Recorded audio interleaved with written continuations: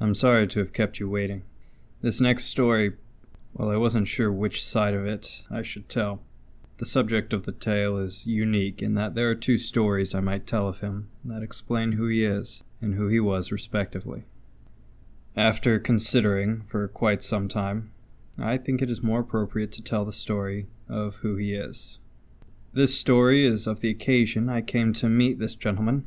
As I recall, his first words to me were, "Don't worry, my muscles aren't that strong, but I never skip my morning milk." This is the story of Sean McLellan, a skeleton of some talent, told in his own words. "Hey, how's it going? My name's Sean. Titus wanted me to tell you about when we met, so I suppose that should start with when I died. Or maybe when I woke up. I'm a little fuzzy on the dying part. It began with me waking up. I was laid against a tree. It was a rather nice tree, as I recall. A large oak, the kind you might use for shade on a hot day, or build a little house in. I looked around at my surroundings. It was a lovely meadow, with all kinds of flowers. A stream ran through it, I'm sure. I never actually saw one, but I could hear it. There were bees and butterflies and ladybugs and cicadas. A great day for any frogs. The sun was shining, and the breeze blew past. But wouldn't you know it blew right through me. Really, on days like that day, I think people should be enjoying the weather. I didn't seem to have much on me, just my bones. I felt a bit awkward, but I wasn't technically naked, I suppose. So I decided to go for a walk. Wasn't much else there for me after all. So I set off. I'm not sure which way I went. I just kind of started walking. Wasn't long before I found a cabin. Seemed old and abandoned. So I decided to walk in. Wasn't much inside, but I did find some clothes at the very least. A nice blue bathrobe, some black linen shorts, and pink slippers. Those had bunny ears. I found a burlap sack too, but I wouldn't suppose it'd be very comfortable to wear. Instead of the sack, I did find a nice straw hat. On a sunny day like that day, I figured it would come in handy. After all, I didn't know if the sun could burn my bones. And I really didn't want a bird thinking my head was a nice spot to land. The only other thing of note was an old beat-up violin. I took that and decided to try it out. I didn't know I could play, but I thought I sounded quite good. The poor thing was out of tune, and needed a little love, but it wouldn't be too much trouble to fix up.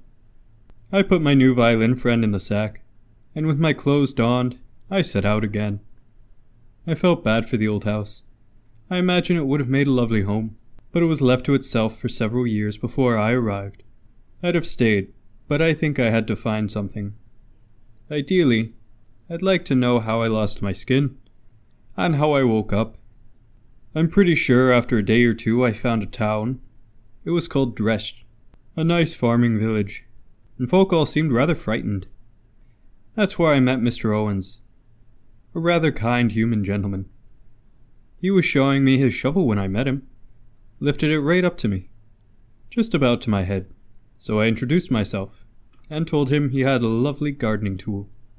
After a brief conversation, he allowed me to stay at his home. I found his kitchen very inviting. My stomach was quite empty after all.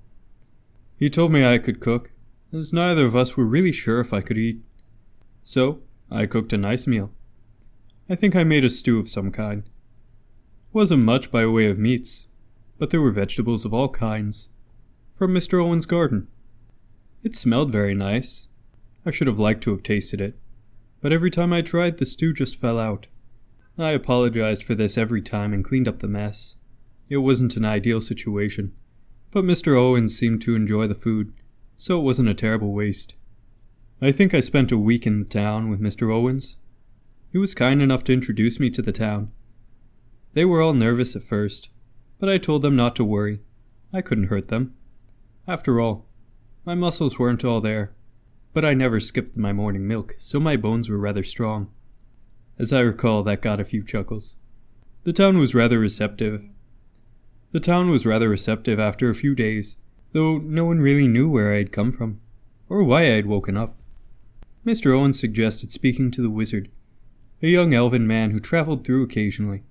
It just so happened that he'd be there before too long. That's when I met Titas. Funny though, I remember his carriage. A growler, I think. His 2 black horses, and the glimmer that seemed to come from the wheels. Though my memory is a bit fuzzy after that. I'm sorry. Sometimes my brain just isn't there. Sean is an interesting character. A halfling, to be sure, a friendly cook, musician, and a people person. It's curious that a skeleton might retain himself as Sean did. I think I should like to discuss him further another time. For now, I think you have a decent idea as to who Sean is. Now, if you don't mind, I must request and require that you leave. I have things I must attend to.